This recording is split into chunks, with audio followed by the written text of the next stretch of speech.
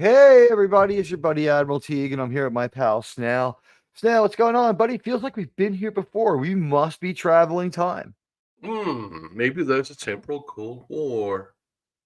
There could be. We just Yeah. watched Broken Bow parts 1 and 2, which would be, you could either call it a Star Trek mini movie, or you could call it 2 episodes that are the bifurcated pilot of this iteration of Star Trek. Although they don't want to call it Star Trek.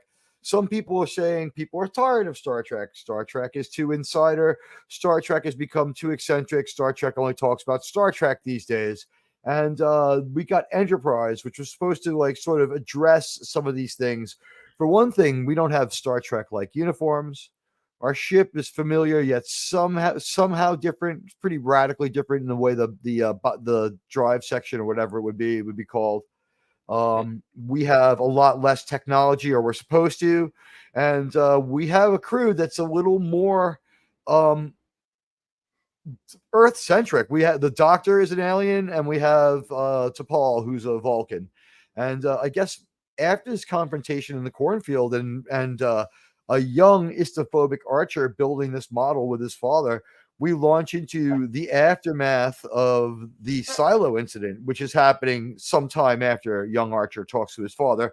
Archer's made it to about 45 years old at this point, and he's had it up to his eyeballs with the Vulcans and how they're standing in the way of the Warp 5 program. And that's when we find out that the Klingons are a new wild card that the humans haven't been told about. And the Vulcans are only telling them just so much. And then that's one thing that's going to be a recurring trope here, is that the Vulcans are like, at best, paternalistic, at worst, the bad guys. Your thoughts on that, Snail? The Vulcans are the technological bad guys. That's what they are. They're keeping us from going where we want to go. But to be fair, we wouldn't have made it that far without them. Right. Here's the thing. We want to be the Packlids, and we don't realize it. We want to go. We want to be strong. And the Vulcans we are look just for like, things that makes us go. Yeah, and there's a couple of times where the Vulcans look at the humans like, oh, why couldn't the Ferengi have found these crazy people? They're so much more like them. You know what I mean? And the Vulcans come across highly paternalistic, and they're the bad guys in this show. And we have one potential problem in part 1 of this. After an angry and somewhat, for the only time maybe, menacing Jonathan Archer meets the Vulcan delegation. He knows them all. He's met them all before, and I guess that means he knows T'Pol as well.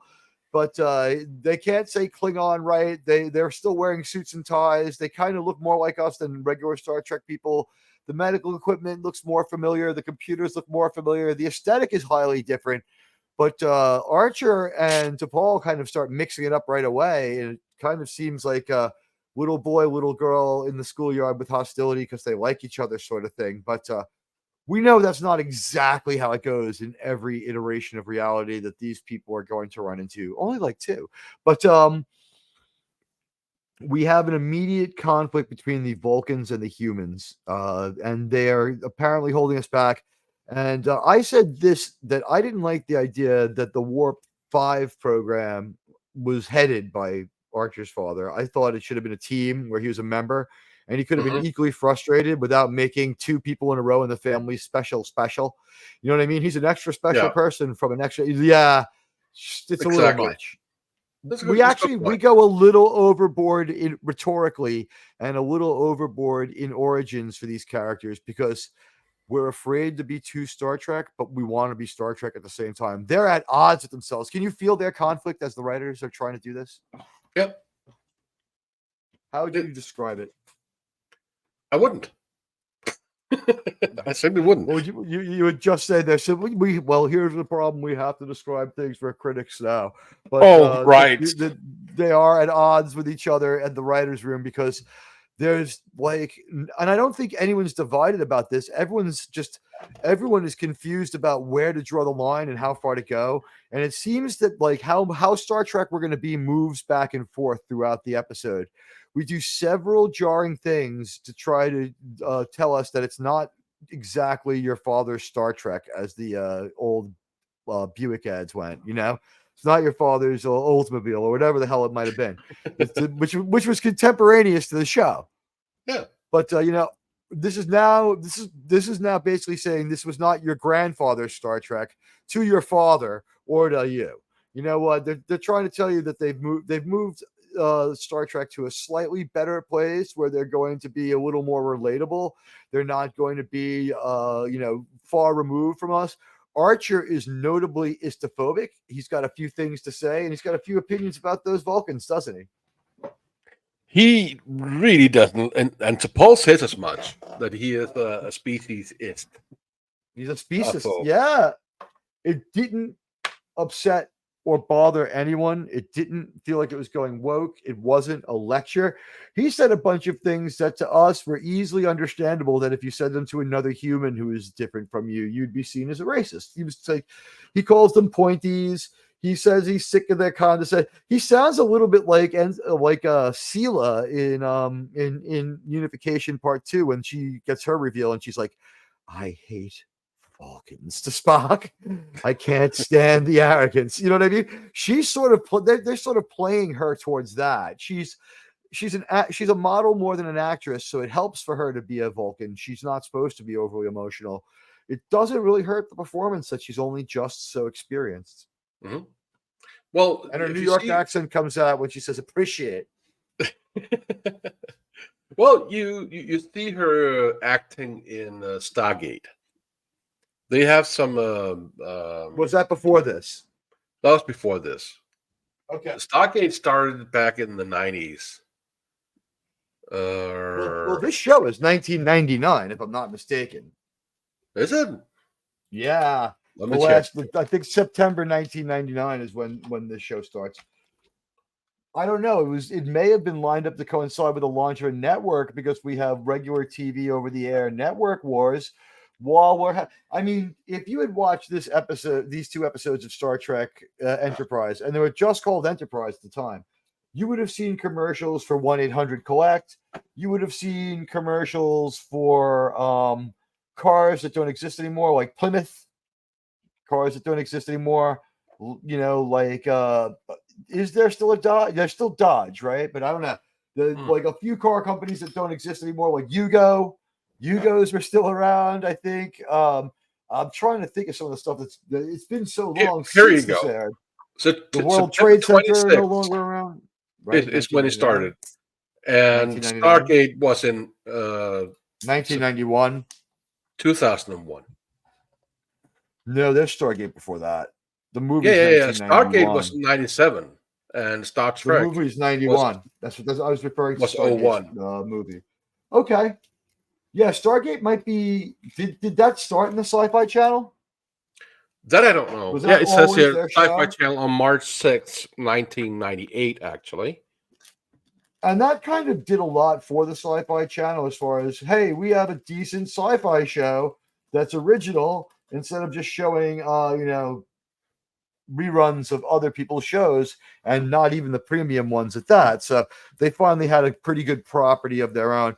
I think after it's on Sci-Fi Channel for a while, it starts to get syndicated to like TBS, but TBS may have owned part of Sci-Fi Channel. I think it started on Showtime. It was part of Turner. Okay.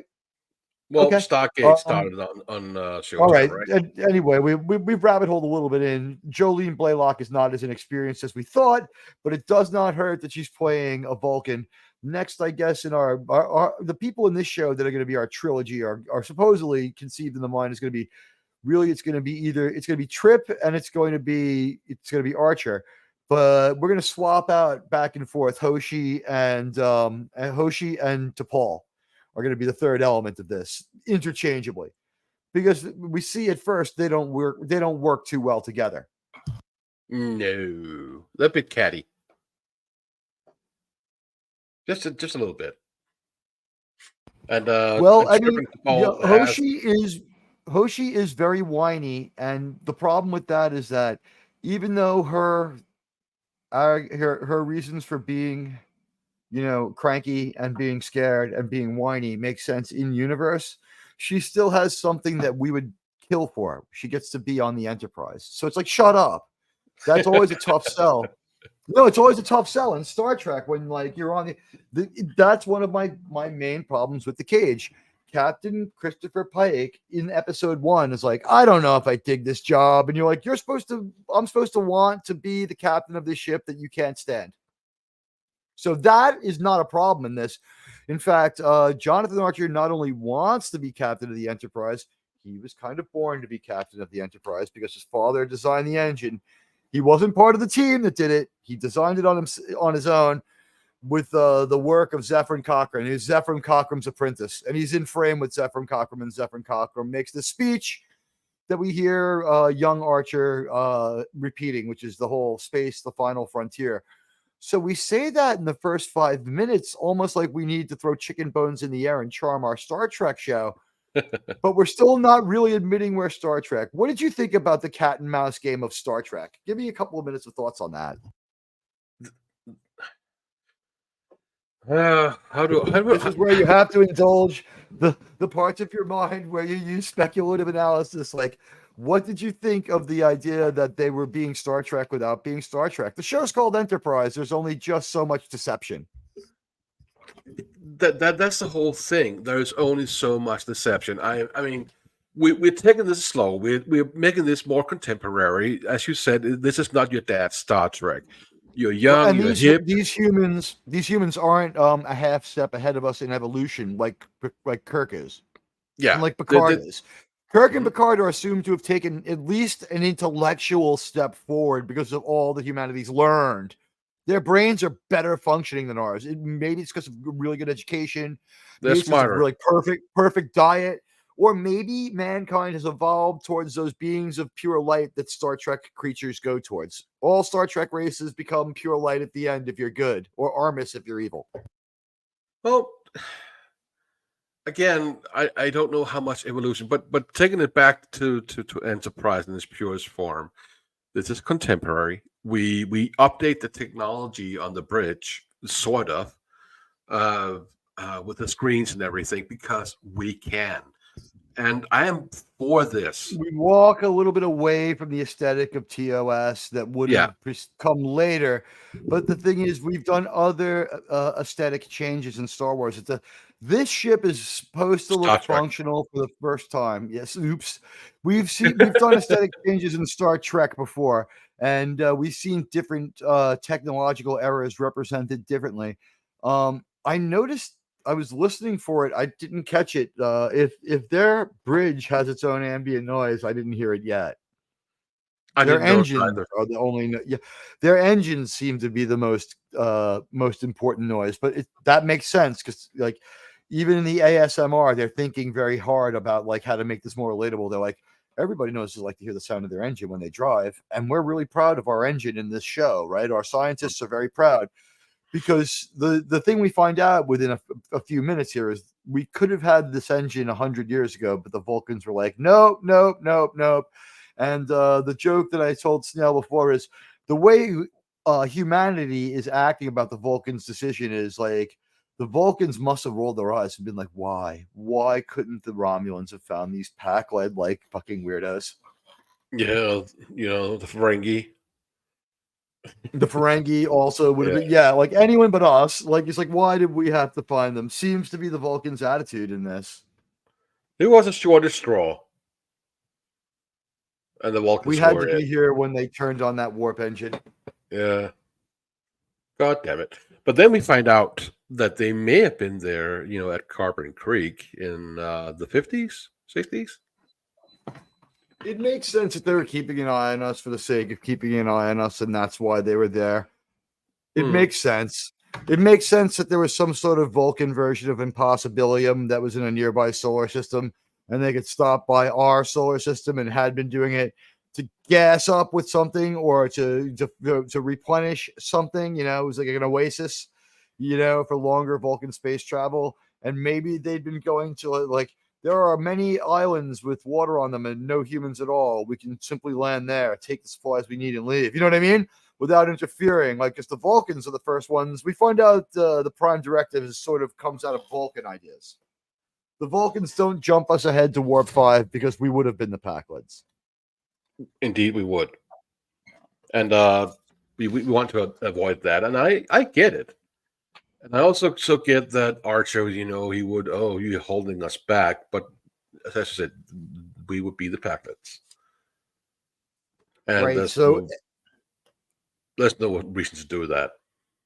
right. And as people watching it on TV, we can feel both ways about it. We're rooting for the other humans because we're human too, but at the same time, it's like we've seen the episode with the Packlets. Things that And make it's us pretty grow. obvious that we want to be strong and we want to go. And you see a little bit of that. And the Vulcans must have been like, look at these crazy super monkeys, right? Well, I think what catches their attention, if I have to say anything, it would be a nuclear bomb.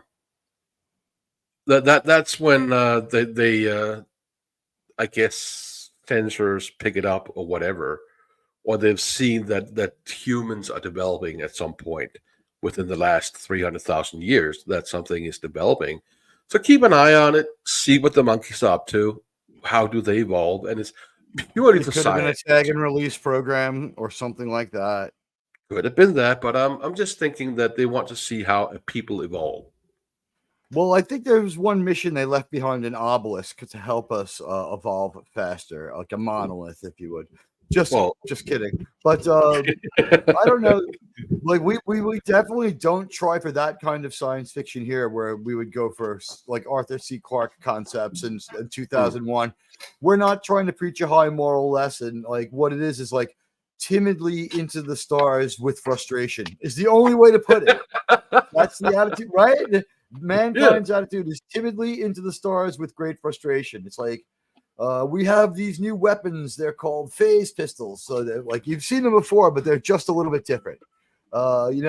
We don't have a universal translator. We have a very, very smart woman who's pretty good with dialects, and she has the hardest acting job of all, as we said, because she has to like roll R's and yip and like chirp like a bird and do other insane shit to get across some of these languages. And she's like, then all after, you gotta feel bad for Linda Park, like poor Hoshi. What was her thing? She would like make a bunch of really strange guttural noises, perhaps even sexual, right? Like maybe chirp like a bird. Honestly, chirp like a bird, whatever. Like roll the R's really heavily. We saw her doing it today. She was sounding like a macaque or something like that. I don't know how to describe it.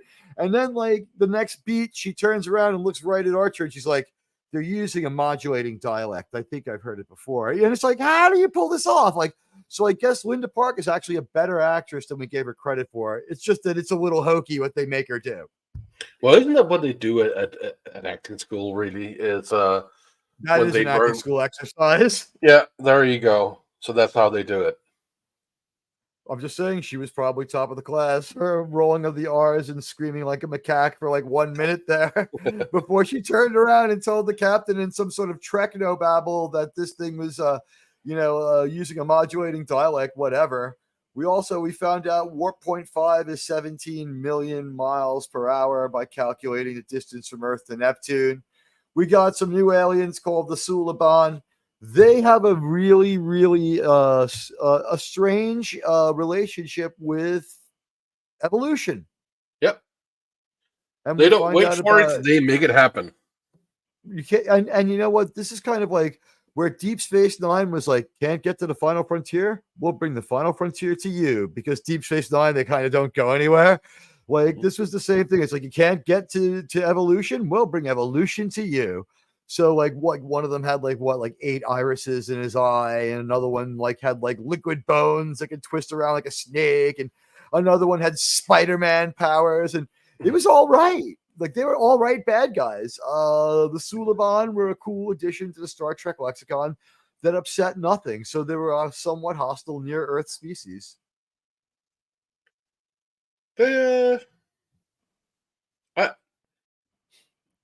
I'm still trying to figure out how the hell they made them have no bones.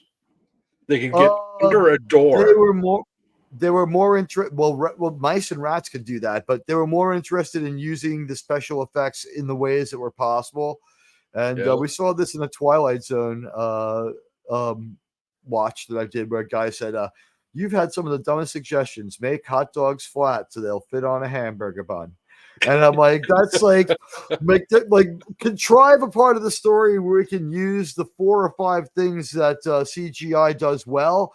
And while that's happening, we'll use conventional practical effects with some stuntmen with acrobatic skills, and we'll do a mock-up of the ceiling on the floor after making sure everyone gets a good look at the ceiling, so we can have one of these Suliban go Spider-Man while everyone shoots at it with their primitive pre-phaser pistols that aren't phase pistols yet, because that's really early on before they get their phasers, I think. And they're trying to hit these guys, and they're doing a rotten job, and one of them slips under the door. Yeah, he becomes basically liquid. It was because they could flatten something out with CGI. It was no other reason than that they could. But the other effect where the Suliban twists his bones around backwards to get his hand on Archer and like pull his weapon away or whatever it is he did, that was cool. That was pretty cool. So a hit and a miss on that one. The miss wasn't terrible. It was like that one actually shocked you. It was a shocking use of the CGI. No one does it anymore, and I don't know if anyone did it before then. That was just like it was real weird. It was real weird. We met our Klingons. They acted the way Klingons are supposed to act. It was Debo from Fridays. He was one of the Klingons who comes to Earth. He's kind of in cahoots with the Suliban. Well, the Suliban have a pal from the future. They summoned him, and he went there, and he was injected with something. So they find it in his blood. They were using his blood to carry a message, or they were going to change him a little bit. They're altering his DNA too. He might have been in it with them to get an upgrade, or he might have been just using his own blood as the method of carrying the information. But when we find out is when they figure out there's some stuff wrong with his blood. They when they take his blood, it's red, but when we look at it through the spectral thing, it's purple, like it is in Star Trek 6. Well, so I think they remembered in the middle. He's bleeding. It's red. Pink. Not He's purple. bleeding. It's red. Pink. It's kind of pinkish, yeah. When we see it on the when we see it again on the computer screen, it's pink, like it is in Star Trek 6. When he's bleeding, it's red. So slightly, it's like they're remembered in the middle. Or they used footage from Star Trek 6 where they were doing a forensic analysis on the blood. I just don't know what to tell you on that one. I forget. But we did see them, sort of saying these guys have modified their genes. And at that time, like cloning, gene modification, the idea that you could spit in a jar and get your DNA back just over the horizon, they're ahead of it by about 9 to 12 years, but they were still ahead of it. Star Trek's still seeing into the future, just not quite as far. What did you think of our pals, the Suliban, and their pal from the future, who might be a Vulcan, might be a Romulan, could be a human, is definitely a dick? I think it's Lieutenant Commander Data. No. No, actually, I think the Suliban are a good way to have spies you don't know exactly where you have them. It's kind of like the changelings. Well, T'Pol says they're from an unremarkable race that never caused problems before. So these are just criminal Suliban. This is a criminal bond of otherwise okay Suliban. Yeah, and you have factions of them. Yeah, that seems to be what the deal is. Yeah. These Suliban are dicks, and these Suliban are also agents from the future in some kind of temporal time war. So in a way, they're going beyond the end of our Star Trek as well. Mm-hmm. It's before our Star Trek starts, but also it's happening after our Star Trek ends. That might have been a little bit too much having it both ways. And I thought that having the bad guys have a motivation other than simple larceny in their hearts, which was good enough, by the way. It is good enough. This pilot took on a lot. It did a really good job considering how much it had to take on. But it could have been better if it had left a few things out, especially since we know that the Temporal Cold War, they go back to it a few times, but they themselves start to realize it's too complex to mess with. Because even in this episode, we have to have a damage control line. My friend was killed. We won't rewind time. Fuck you. Right? They say that. Yeah. Our agreement is that we don't care. Exactly. And you only get to know good enough. Know. Yeah. Now, I don't know why they're not afraid of a monkey's paw from that, or a butterfly effect, rather, where they let some past Suliban die, and they might have like what is it, distant sound of thunder, where outcomes in the future they go back to could be changed. I don't know why they're radically rewriting the past. I guess things didn't go well, and these people are future supremacists of whatever faction they represent in the future, where things just worked out better for other people. They definitely don't want things to go as well as they're apparently going to go for the humans. But now we know they're there, and they're trying to change time. It's almost like they're the writers of New Trek. This new faction is trying to rewrite and destroy the Star Trek we know by subverting it, watering it down, and destroying it. Only Jonathan Archer stands in the way. Just kind of dawned on me now. It's silly. I really don't like these time things. I don't like them. It never turns out good. It didn't turn out too great for Enterprise either. The only reason it wasn't a total train wreck was because they're already cognizant of the fact it's not the greatest idea.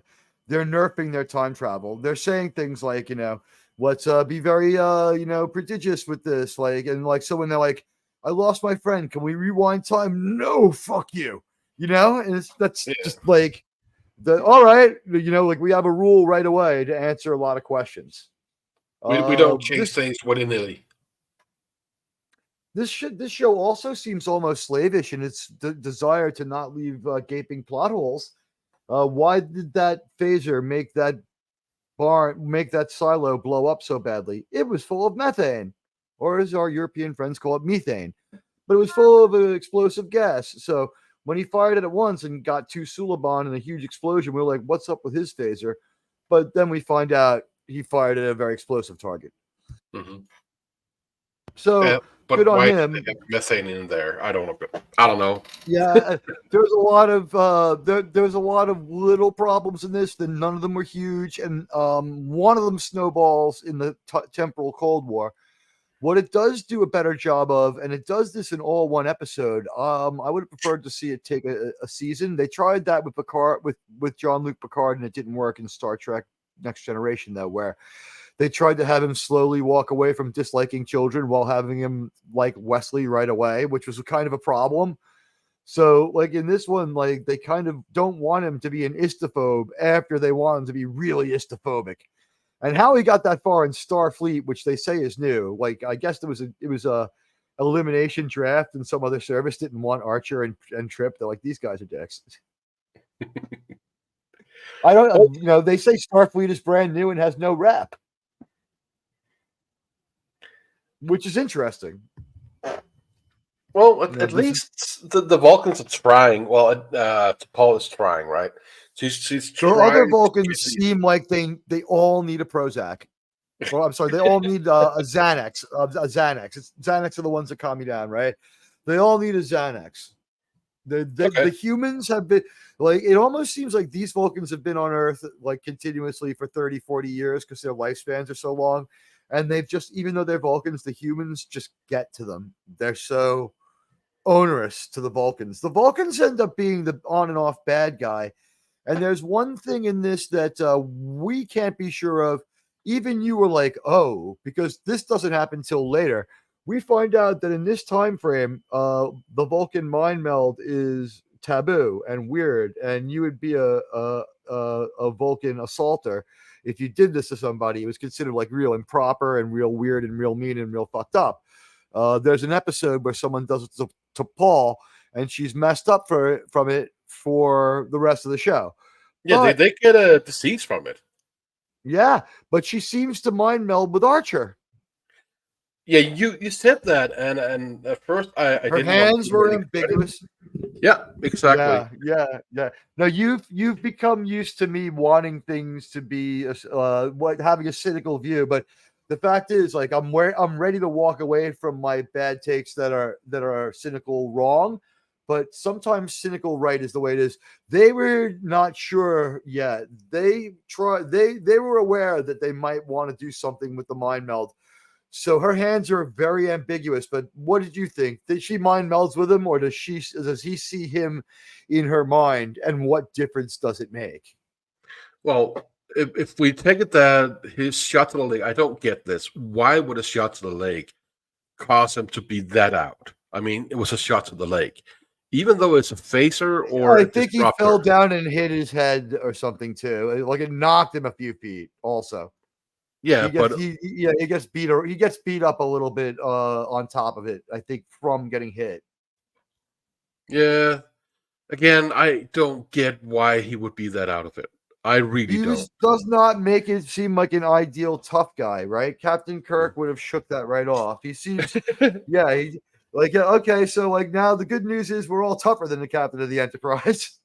No, well, if they have something residual poison from the phase attacks. Something should have been spoken. T'Pol should have said, like, humans have been known to have this sort of it's almost like an allergic reaction to being hit with a bolt thrower or whatever, very easy. They didn't say, they wanted him and her to have this mental mind trip connection.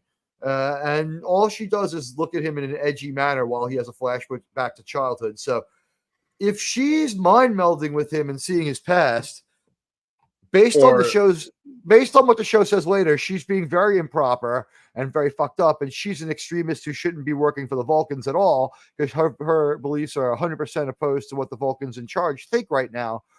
Or if he sees her in his mind, he is like an istophobe to the core. He hates Vulcans. And he's very fearful at his core, and he's a broken child on the inside. We lose no matter what on this one. That sequence, because of we know more about the show, that sequence is a real problem, and they seem to be conscious that it would be a problem by the way her hands are placed behind but not on it. She's not doing the remember thing. Why else would they show her hand? That's the problem I have with it. Is I said very ambiguous. Like they're trying to have it both ways, but they can't. They can't truly. The only thing I can see is this, because he's so mentally weak, but getting shot by the alien device causes Archer to send out a psionic beacon so strong that T'Pol's latent telepathy picks it up, even though she's not doing a mind meld, because she can't be trained in it yet.